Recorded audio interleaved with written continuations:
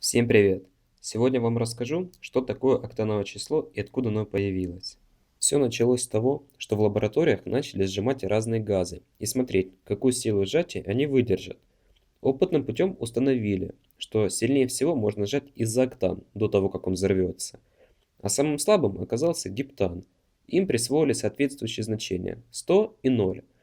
А название происходит от того, что и изооктан, и гептан являются изомерами октана, поэтому октановое число. После выявления этой зависимости решили определить октановое число бензина, и для этого выбрали два метода. Первый метод осуществляется в лабораторных условиях. При 20 градусах Цельсия и 600 оборотах в минуту сравнивают, какую силу сжатия выдерживает бензин по сравнению с изооктаном.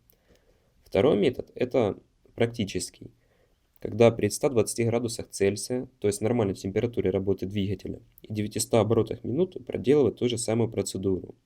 Анализ цифр показывает, что исследовательское октановое число, которое получено в лабораторных условиях, является более высоким показателем, чем практическое, то есть моторное октановое число.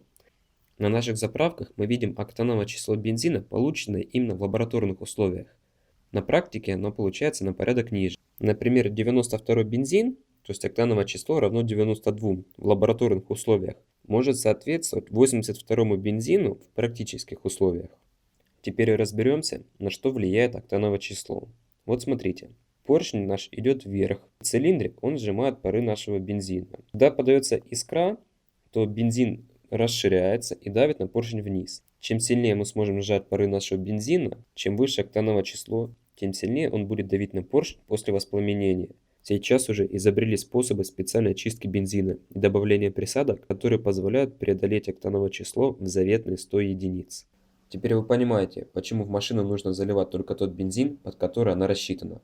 Если вам понравилось видео, ставьте лайки, подписывайтесь на наш канал, задавайте любые интересные вопросы, с удовольствием будем отвечать.